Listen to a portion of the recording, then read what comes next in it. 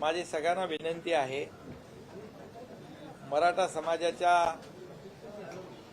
समन्वयकांना पण विनंती आहे आणि मराठा क्रांतीचे कार्यकर्ते आहेत त्या सगळ्यांनाच एकंदरीत मराठा समाजाला माझं आव्हान वजा विनंती आहे आणि आपल्या मीडियाला देखील विनंती आहे की परवाची जी प्रेस कॉन्फरन्स झाली परवा रात्री म्हणजे उशिरा आपण एक बैठक घेतली सह्याद्रीमध्ये।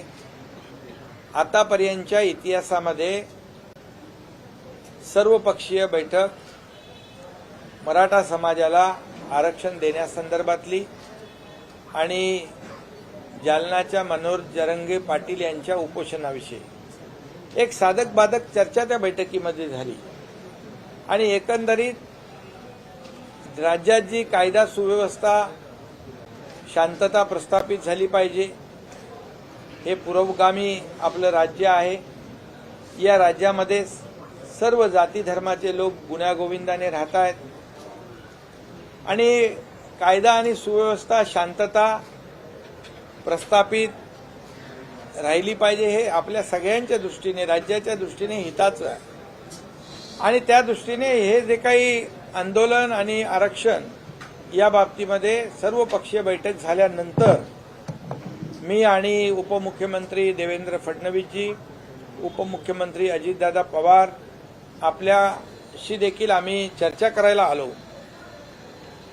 चर्चा करायच्या पूर्वी किंबहुना त्या दरम्यान आम्ही बोलतच येत होतो, परंतु त्यामध्ये जी चर्चा ज्या मुद्द्यावर झाली आणि जी अतिशय पॉझिटिव्ह आणि सकारात्मक आणि प्रॅक्टिकल मुद्द्यांवर चर्चा झालेली, आपण त्या मुद्द्यावरच बोलूया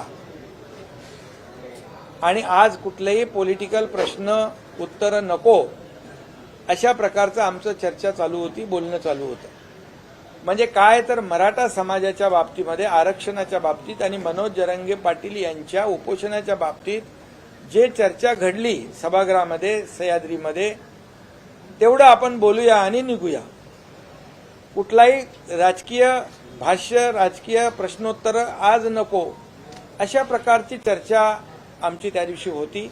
परंतु आज जे काही सोशल मीडियाच्या माध्यमातून, आपल्या मीडियाच्या माध्यमातून काही जे लोक त्या शब्दाचं पुढचं मागचं शब्द काढून नेमकं जेवढा मतितार्थ त्याच्यामधला म्हणजे त्याच्यातला लोकांच्या मध्ये संभ्रम निर्माण होईल, मराठा समाजामध्ये एक संभ्रमाचं वातावरण होईल की सरकार आपल्या मराठा समाजाच्या आरक्षणाच्या बाबतीमध्ये किती गंभीर आहे हे बघा, हे दाखवण्याचा प्रयत्न जे विघ्न संतोषी लोक आहेत, ज्यांना मराठा समाजाचं आरक्षणच्या बाबतीमध्ये किती संवेदना आहे, हे या माध्यमातून पुढे आलेलं आहे। मी तर एवढं सांगेन की जेव्हा मराठा समाजाला आरक्षण देवेंद्र फडणवीस साहेबांच्या मुख्यमंत्री काळात दिलं, त्यांच्यासोबत मी मंत्री होतो आणि दिलेलं आरक्षण हायकोर्टाने देखील कन्फर्म केलं होतं। दुर्दैवाने सुप्रीम कोर्टामध्ये ते टिकू शकलं नाही। कुणाचं अपयश, कुणाच्यामुळे आज मी ते इथे बोलू इच्छित नाही, परंतु संपूर्ण आरक्षण जे रद्द झालेलं मिळालं पाहिजे या भूमिकेतून सरकारची भूमिका स्पष्टपणे त्या बैठकीत मांडली गेली। त्याचबरोबर आरक्षण रद्द झाल्यानंतर मराठा समाजाला देखील माहीत आहे जी 3700 अधिसंख्य पदांवर नियुक्त्या देण्याचं धाडस कोणी करत नव्हतं, परंतु मुख्यमंत्री म्हणून मी आणि आमच्या मंत्रिमंडळाने ते अधिसंख्य पदाचा निर्णय घेतला आणि आज ती 3700 मराठा समाजाचे तरुण नोकऱ्या आज करतायत, ते नोकरीला लागले, रोजीरोटीला लागले। त्यामुळे मराठा समाजाला आरक्षण देण्याची भूमिका सरकारची अतिशय प्रामाणिक आहे, स्पष्ट आहे।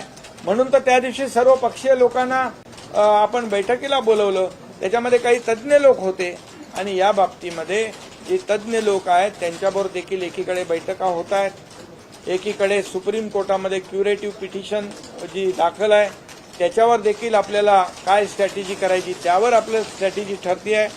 त्यामुळे माझी या संपूर्ण ज्या काही बातम्या आणि सोशल मीडियाच्या माध्यमातून काही लोक जाणीवपूर्वक खोडसाळपणा करून मराठा समाजातल्या तरुणांना संभ्रमित करण्याचा प्रयत्न, किंबहुना सरकार आणि मराठा समाज याच्यामध्ये दुही निर्माण कशी होईल अशा प्रकारचा जे प्रयत्न करतायत तो मला आपल्या माध्यमातून मराठा समाजाला सांगायचं आहे, याला कुणी बळी पडू नका.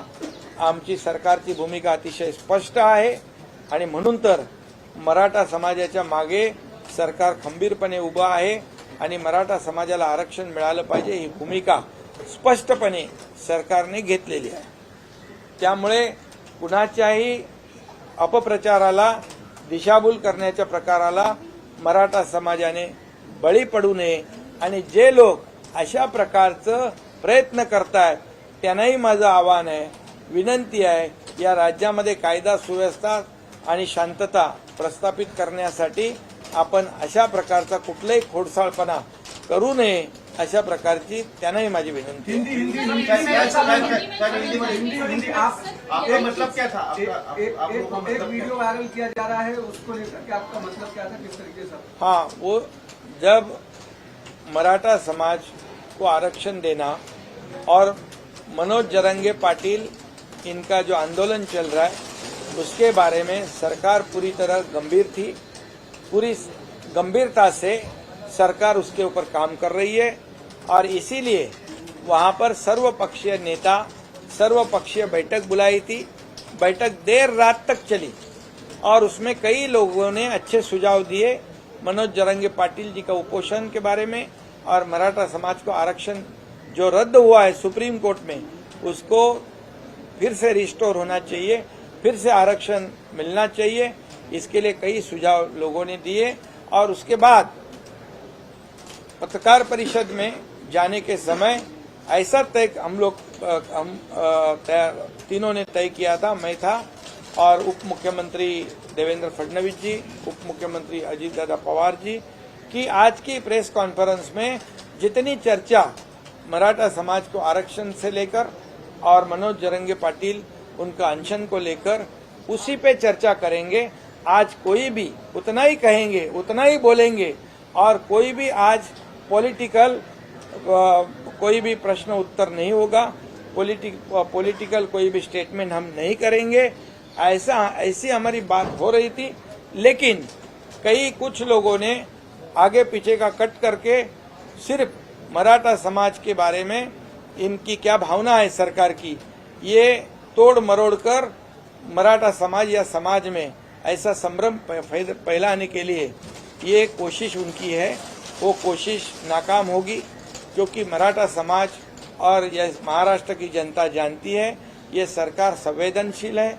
मराठा समाज के आरक्षण को लेकर उनको मराठा समाज को आरक्षण मिलना चाहिए, भूमिका सरकार की है। इसीलिए जब आरक्षण सुप्रीम कोर्ट में रद्द हुआ था तब 3700 जो युवा है, जो नौकरी जिनको सिलेक्शन हुआ था लेकिन अपॉइंटमेंट नहीं दी थी, उनको अपॉइंटमेंट देने का काम सरकार ने किया है। या देवेंद्र फडणवीस जी जब मुख्यमंत्री थे, अगर सरकार की भावना नहीं होती तो उनको आरक्षण देवेंद्र फडणवीस जी के कार्यकाल में दिया, वो हाईकोर्ट ने भी कंफर्म किया।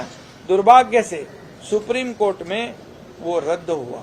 अभी उस राजनीति में मैं जाना नहीं चाहता हूँ, कौन जिम्मेदार है, किसका फेल्यूर है, लेकिन ये सब लोग जानते हैं। और इसीलिए जो तोड़ मरोड़ कर जो स्टेटमेंट सोशल मीडिया पे और आपके माध्यम से मराठा समाज और मराठा युवा नेता और मराठा संघर्ष समिति, ये इनके और सरकार के बीच में कोई जो फैलाने की संभ्रम पैदा करने का काम या कोशिश जो कर रहे, ये राज्य में कानून व्यवस्था बनाए रखना, सुव्यवस्था बनाए रखना, शांतता प्रस्थापित करना, ये हम सब लोगों का काम है। ये महाराष्ट्र पुरोगामी राज्य है और ऐसे जब समय आते हैं, ऐसी घटना होती है, तब सभी लोगों को विश्वास में लेने का काम सरकार ने किया हुआ है। और जो ऐसी कोशिश कर रहे हैं जो अपप्रचार करने की, तो उनको भी मेरा आह्वान है, उनको भी मेरी विनती है कि ये मराठा समाज के बारे में ऐसी वैसी तोड़ मरोड़ कर कोई स्टेटमेंट जो आप न फैलाए ताकि लोगों में संभ्रम पैदा हो। इसलिए फिर एक बार मैं कहूँगा, मराठा समाज को आरक्षण देने के लिए सरकार कटिबद्ध है। और ये भी मैं कहूँगा, किसी भी जाति पाति पर अन्याय नहीं करते हुए मराठा समाज को पहले जब आरक्षण मिला था वैसे ही आरक्षण मराठा समाज को मिलना चाहिए। इसलिए सरकार पूरी तरह गंभीरता से काम कर रही है। क्यूरेटिव पिटीशन के बारे में भी वहां पर भी उस लेवल पे भी काम शुरू है।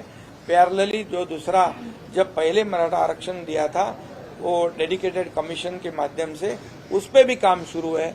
और निश्चित रूप से मुझे यकीन है कि मराठा समाज का खोया हुआ जो रिजर्वेशन है वो देने का काम सरकार पूरी तरह उसकी कोशिश कर रही है।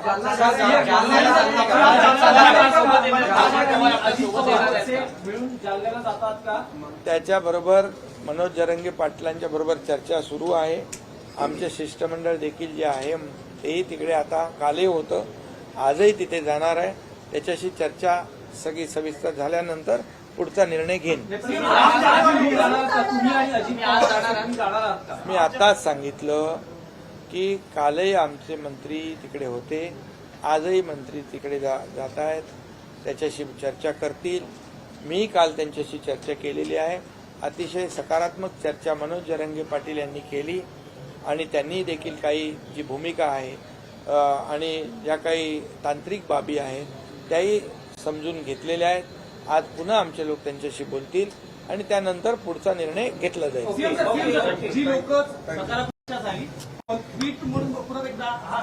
एक मिनिट, माझं एवढंच म्हणणं आहे, हा सामाजिक प्रश्न आहे।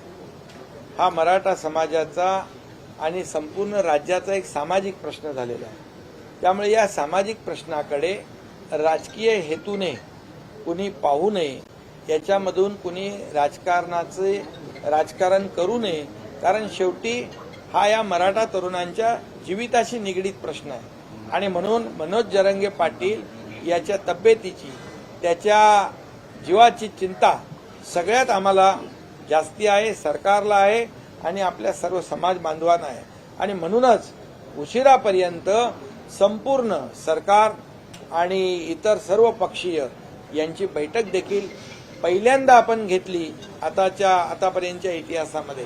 त्यामुळे पूर्णपणे जे आपण त्या दिवशी असंही ठरलं, जे बैठकीमध्ये मुद्दे आपण चर्चा केली तेच मुद्दे, तशाच प्रकारचे मुद्दे, विरोधाभासाचे मुद्दे असता कामा नये। कारण सगळ्यांनी त्या बैठकीमध्ये सकारात्मक भूमिका घेतली। त्यामुळे माझी सगळ्यांना विनंती आहे की ट्विट असेल किंवा आपलं स्टेटमेंट असेल, हे त्याच्यामुळे समाजामध्ये तेढ निर्माण होईल अशा प्रकारचं काम कुणीही करू नये।